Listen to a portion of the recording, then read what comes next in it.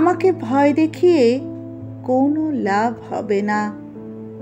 মনে রাখবেন, বাংলা আমার মাতৃভাষা। এই ভূখণ্ড শ্যামল সজীব নদী বিধৌত। এই ভূমির মতোই আমি একজন কোমল মানুষ, কিন্তু আমাকে ভয় দেখিয়ে কোনো লাভ হবে না। আমি লড়াই করতে জানি।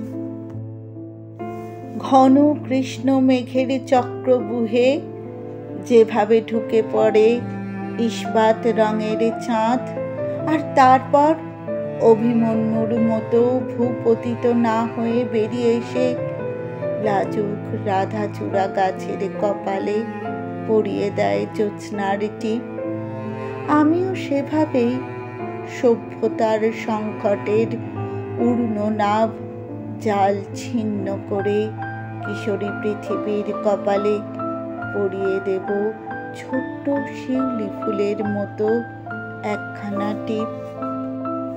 আমাকে ভয় দেখিয়ে লাভ হবে না। যে কোনো সংকটের মুখোমুখি হতে আমি প্রস্তুত। আমি একজন কোমল মানুষ, কিন্তু আমার কলিজা সিংহের।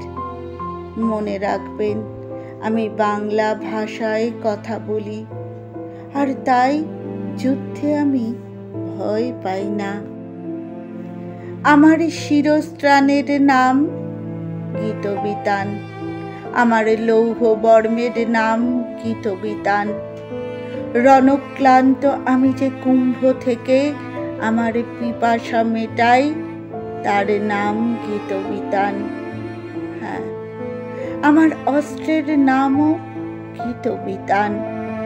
আগামী 1000 বছরেও যা ভোঁতা হবে না।